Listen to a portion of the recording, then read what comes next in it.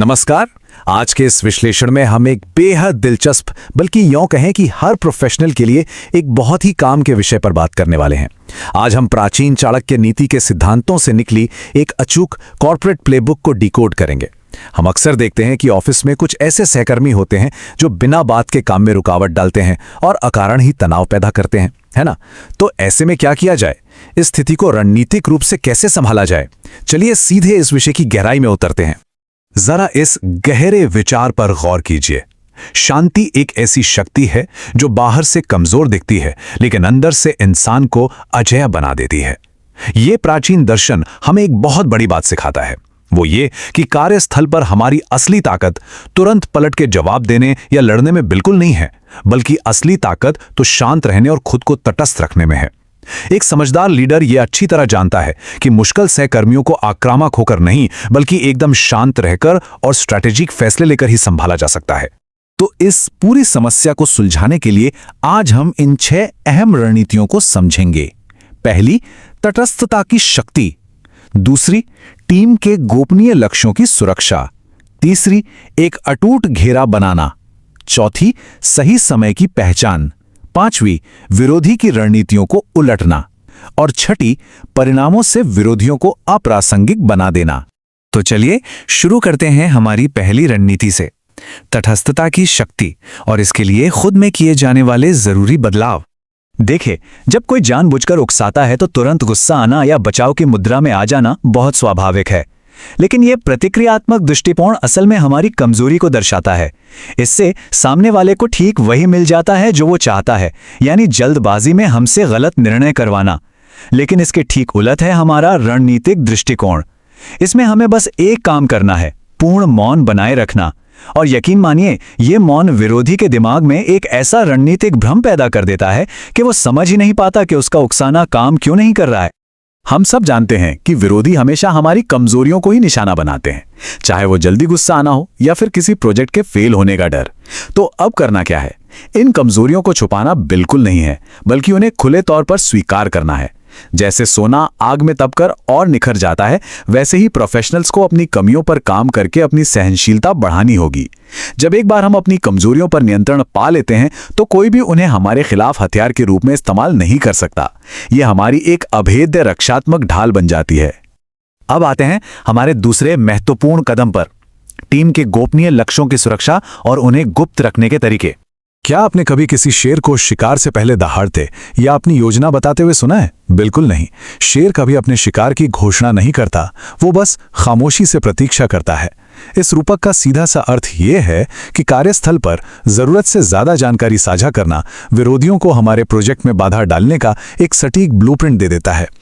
एक बेहतरीन रणनीति वही है जो बाहर से एकदम साधारण दिखे लेकिन अपने इरादों को तब तक छिपा कर रखे जब तक कि अंतिम लक्ष्य पूरी तरह हासिल ना हो जाए।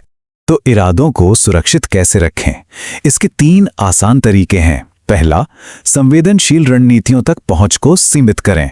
दूसरा, बिना कोई शोर मचाए या अनावश्यक घोषणाएं किए शांति से अपना काम करते रहें।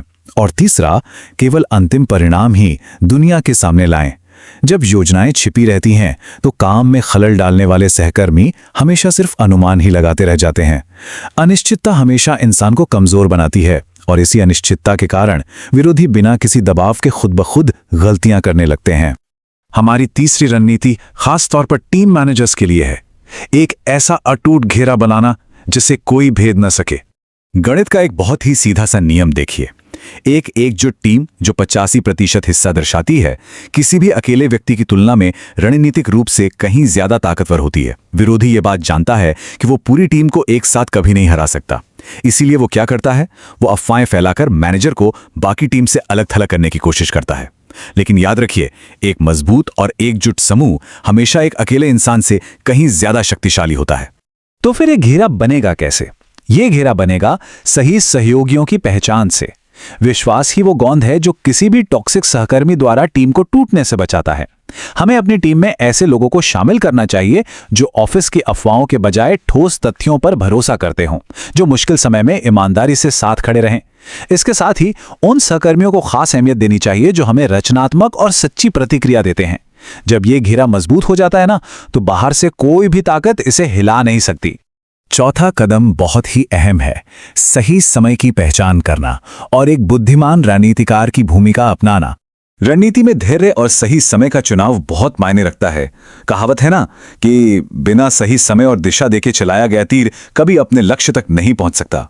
कार्यस्थल पर कभी कभी कुछ कदम पीछे हटना कोई हार नहीं होती, बल्कि ये एक सोची समझी खामोशी है। ये विराम हम जानबूझकर लेते हैं ताकि विरोधी अति आत्मविश्वासी और लापरवाह हो जाएं। और जब हमें लगे कि समय बिल्कुल सही है, बस तभी हमें अपना अगला कदम आगे बढ़ाना चाहिए। अब बढ़ते हैं हमारी पांचवी और सबसे आक्रामक रणनीति की ओर, विरोधी की चाल को उसी पर कैसे उल्टा जाए। इसे थोड़ा ध्यान से समझिएगा। सबसे पहले उस मुश्किल सहकर्मी के व्यवहार और काम करने के पैटर्न को बारीकी से समझना होता है। जब वो कोई चाल चले तो सख्त मौन बनाए रखें और उसे भ्रम में आगे बढ़ने दें। सबसे मजेदार बात यह है कि जब वो अपनी ही बनाई हुई रणनीति में अति करने लगता है तो जाल को हम इस तरह घुमा सकते हैं कि उसकी अपनी ही शत्रुता और उसकी अपनी ही गलतियां उसे पूरी टीम के सामने खुद ब खुद बेनकाब कर दें। हमें कुछ करने की जरूरत ही नहीं पड़ती। और अंत में हमारी छठी और आखिरी रणनीति, अपने परिणामों से विरोधियों को अप्रासंगिक यानी पूरी तरह से इर्रेलेवेंट बना देना। हमारी ऊर्जा बहुत कीमती है। अगर हम इसे कार्यस्थल की छोटी छोटी बहसों और राजनीति में बर्बाद करेंगे तो हमारा विकास वहीं रुक जाएगा। लेकिन अगर हम उसी ऊर्जा को बहस से पूरी तरह हटाकर सीधे अपनी टीम के विकास और अपने प्रोजेक्ट्स में लगा दें तो गणितीय रूप से हमारी प्रगति उस विघटनकारी सहकर्मी की पहुंच से कोसों दूर निकल जाती है। सच मानिए, सही जगह ऊर्जा लगाना ही हमारी सबसे बड़ी और अचूक रणनीति है। जरा इस तुलना को देखिए। मौखिक बहसों का जीवन काल बहुत ही छोटा होता है और ये अंततः दोनों पक्षों की ही छवि खराब करता है। इसके ठीक विपरीत हमारे द्वारा पूरे किए गए प्रोजेक्ट्स का प्रभाव दीर्घकालिक होता है और यह सफलता निर्विवाद होती है। एक पेड़ को कभी अपने फलों का विज्ञापन नहीं करना पड़ता। जब फल आते हैं तो हर कोई उन्हें देख ही लेता है। ठीक उसी तरह कार्यस्थल पर शब्दों से नहीं बल्कि अपने ठोस परिणामों से जवाब दिया जाना चाहिए। इसे एक नदी के बेहतरीन उदाहरण से समझते हैं। एक नदी कभी रास्ते में आने वाले पत्थरों से लड़ती नहीं है, वो बस चुपचाप उनके किनारे से अपना रास्ता बना लेती है। हम प्रोफेशनल्स को भी बिल्कुल ऐसा ही करना चाहिए। बाधाओं से टकराने या उलझनने के बजाय हमें बस अपने काम पर ध्यान केंद्रित करते हुए आगे बढ़ते रहना चाहिए। जब हम लड़ने के बजाय किनारे से बहना चुनते हैं तो धीरे धीरे वो मुश्किल सहकर्मी या वो पत्थर बहुत पीछे छूट जाता है और हमारे लिए पूरी तरह से महत्वहीन हो जाता है। तो इस पूरे विश्लेषण के अंत में एक बहुत ही महत्वपूर्ण सवाल खड़ा होता है। आज प्रोफेशनल्स अपनी ऊर्जा कहां लगाएंगे? एक विघटनकारी विरोधी से उलझने में या फिर अपनी एक ना रुकने वाली प्रगति की ओर? हमेशा याद रखिएगा, सबसे बड़ी जीत वो बिल्कुल नहीं है जहां हम किसी से लड़कर जीतते हैं, बल्कि असली जीत वो है जहां हम सफलता के उस मुकाम तक पहुंच जाएं जहां हमारे विरोधियों का कोई वजूद ही न बचे। हमारा बेहतरीन काम और हमारे परिणाम ही हमारी सबसे बड़ी और मौन जीत होनी चाहिए।